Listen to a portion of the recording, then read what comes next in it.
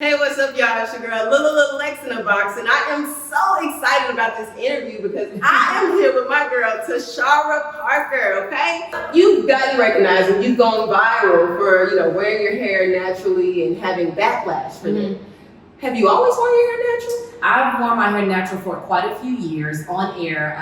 I think I started 2018 was when I was wearing braids on air.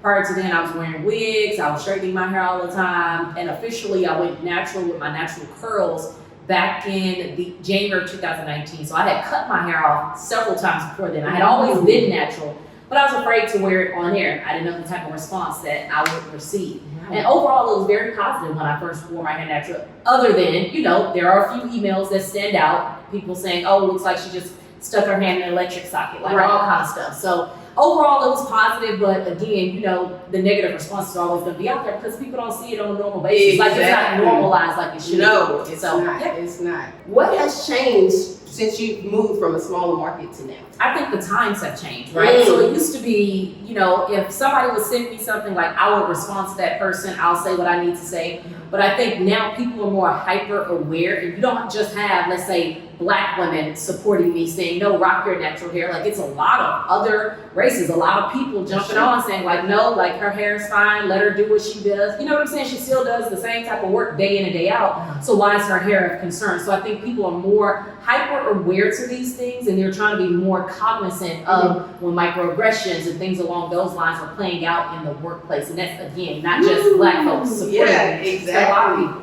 Let's talk a little bit about the Bud Ministry and Rooted, right? Okay. Tell us when that airs real quick. Every other week, every other Thursday. I love it.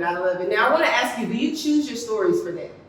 For what, Rooted? Yes. Are you writing everything? Are you researching everything? Are you doing everything for that? Choosing stories, yes. Okay. Choosing people, absolutely. I do have a great team of folks behind the scenes that does a lot of the editing work, that does a lot of the camera work, all that kind of stuff. But as far as the concept, the idea, that was pretty much all me from the jump because I knew that I wanted to do something with Rooted. Not just with Rooted, but I knew I wanted to do something with the stories that I was getting in on a daily basis. Before then, there wasn't a Rooted, there wasn't a Bud Ministry. Right. So now have you been given the platform to push that, or has that always been in the back of your mind to present that to the producers and have this on, how did that come about? So Rooted came about because of the stories that I was getting about Black hair, right? Now I want to ask you, have you always been this confident about yourself? It wasn't until maybe about a year or so into my first job, maybe a little longer, when I had a woman reach out to me from Tyler, by the way, just talking about how she loves the way that I go about doing my thing. And so I just really started to embrace that more because I felt like that's what set me apart from everyone else, not being, some people say talking like a news anchor, robotic, or whatever you want to, put out there. It is not anything wrong with it. I just think that everybody has become accustomed to what this industry has been for so long. Yes. So that's mainly what it is. Let's talk about that. You have a Southern twang. You know, you are a homegirl from the T to the P, okay?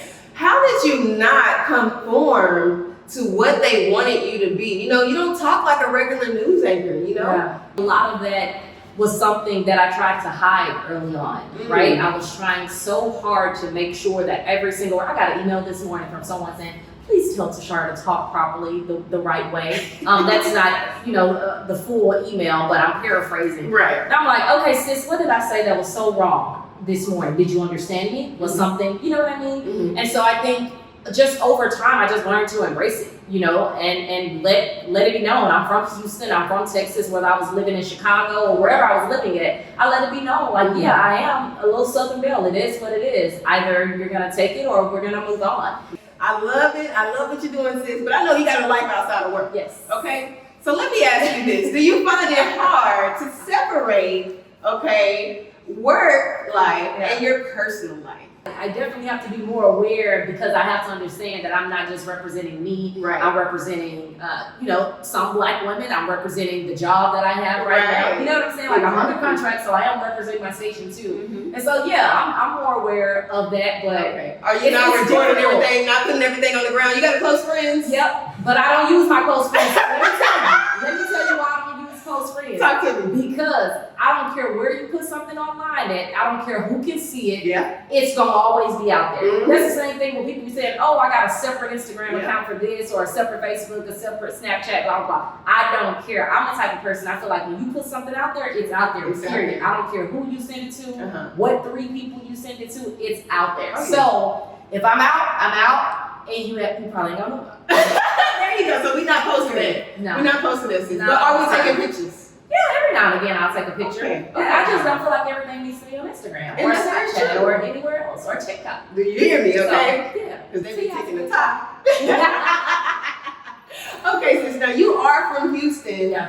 What's your favorite, or who's your favorite Houston rapper? OTV Fast Lane. That's my dog. Okay. Like that's my first cousin. So yeah, Fast Lane's my cousin. So I'm always put on. We Hey, bust. Fast Lane. Okay, I love it.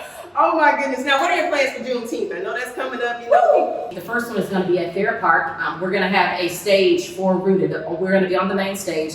So basically, Rooted is coming to the stage. We're going to have some of our folks that participated in Rooted. We're going to do a live conversation with them. We're going to show elements of Rooted during that conversation. So that's one of the big events. I'm also doing a big event with Verizon. So that's another one that I'm working on kind of behind the scenes. We'll see how that goes. But yeah, 2 big events that I already have planned. I love that. I love that. Now, I'm sorry, just to sneak back into the work life / personal life, right? Yeah. Because you got to get dressed for work. Yes. You don't just show up. Yes. Okay, so sis, do you have a And not stylist? only the dress, and this is what people Talk forget, to like us. it takes a lot of work to prepare for a morning show. Uh-huh. You gotta know what you're talking about. You can't just go in there and show up and start just reading the scripts, teleprompters, or whatever. You have to do all your research beforehand. I can't speak for everybody when it comes to working a show like this, but our show is very much a highly involved show. When I wake up in the morning, before I even start getting ready for work, I'm watching newscasts from the night before, whether it's my Nice, station, other nice. stations in the market. There's a lot of research that goes into preparing. Yes, I do my makeup and my hair and all that kind of stuff and get ready, clothes, all that. Mhm. But no, I do not have a stylist. Okay. Tashara does everything. I've had a lot of people reach out to me about Okay. styling. I'm good. But no, I do not have a Take us stylist. through that morning routine if you don't mind, Yeah. because you have to be at work at 5 a.m., correct? I have to be at work typically around 4. They would like us there before then. Okay.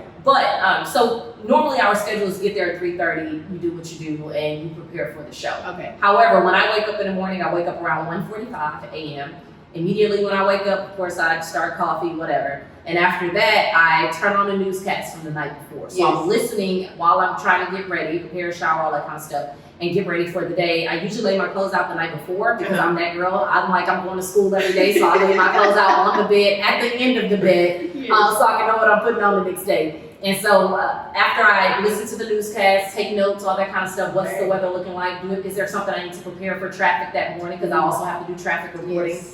And so after I do all of that, we have a morning producer call that we get on with the entire team. We talk about what the day looks like and what we'll need to comment on and or talk about. Yes. So I started researching that stuff. And then by then it's time to go ahead and get into work. Okay, sounds good, sounds good. Now, I can only imagine that your closet is... A mess. A mess. It's not a mess. And I just downsized my apartment, so it's like, It was a what was I downsizing thinking? Yes, for the closet space, Okay, fine. 100%. Fine, And it is a mess. It's a mess. Even my friend, when she came up, she was like, oh, this closet gonna be problematic. I say, I know. So Sis. we're working on it. I'm gonna try to go to IKEA and get, you know how they can build you those closets? So I'm gonna try to get something. But it's You got the containers for the shoes? Yes. Okay. I do. It's a lot of them. Yes. How are you And some choosing of your them are outfit? nice. How are you choosing your outfit? Well, I also do so one, I have more than enough clothes to where I probably should cancel this service. My friends tell me this all the time. So when I choose outfits, I have this subscription, and people always ask me about it, and I always tell them, but they seem to forget. Okay. It's called Rent the Runway. And so a lot of times you can use Rent the Runways. A lot of people only use it for like ball gowns or big dresses that are like, expensive, Yes. that they don't want to spend money on. So it's a perfect, situation for that kind of stuff. Yes. So if they need it, maybe that's something that they can use. But I use it a lot of news anchors, period, not just me, or some of those news anchors who don't want to tell you what they got their outfits on. Right. Stop. I use Rent the Runway like daily to get Nice. outfits from. Yeah. It's still not a stylist or anything. You still go in there and picking out what you wear. But yeah. I love that. Rent I the love Runway. that. That's the name of it. You can Look, get a subscription to Rent the Runway. Yeah. subscription, honey. Don't sleep. Yeah. All right, any tips for young girls who want to be a news anchor or a journalist?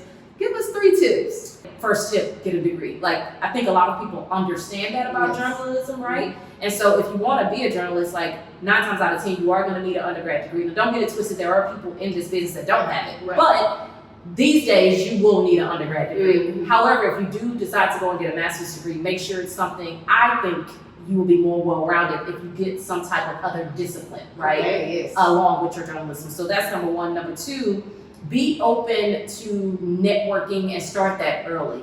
A lot of times people aren't starting to network until their senior year of college, until they're out of college. It's too You need late. to be networking, basically in high school. I know that sounds crazy, but I got some high schools serious. already reaching out to me, Yeah. already reaching out, that are involved with their high school newspapers and stuff like that.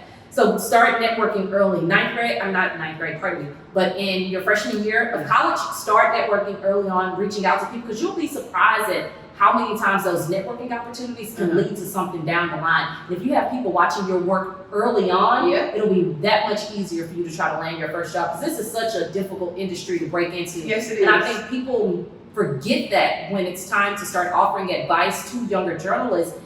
Sometimes people make it seem like it's kind of like, oh, you do all these things and it's going to work out. Sometimes it doesn't. It really doesn't. So it's a difficult industry. I think start networking early on. And the third thing would just be true to yourself at the very beginning. Nice. That's something I didn't do at the very beginning because I was afraid to, but I think now people are being more accepting. And by people, I mean maybe managers and things along those lines. At least it seems. Yes. So be true to yourself at the very, very beginning and go after it. Go after it. Don't be afraid of anything. Be fearless, honey. Yes. Yes. See, how can we keep up with you, girl? We love you. We love to see you every morning in those bad outfits, honey. You talking to us, and we just love to feel it because we feel like we're talking to a homegirl. Yes. We listen to a homegirl tell us in Yes. traffic, not a news reporter. Yeah, I'm at Tashara Parker on all social media, so Instagram, Twitter, if people still use Facebook, whatever, Snapchat, all that good stuff, TikTok, all that at Tashara Parker. I ain't got no funky name, so I'm basic. Tashara Parker, y'all heard it here first. Well, thank you so much. I really, really appreciate you coming and take the time out again. It's still morning, so I appreciate it. It's early. I think you made it right. You set it up at a good time. Okay, great. Well, I'm super, super happy. Thank you. Again, y'all, it's Lex in the Box. I bet you didn't see this one coming. Tashara Parker.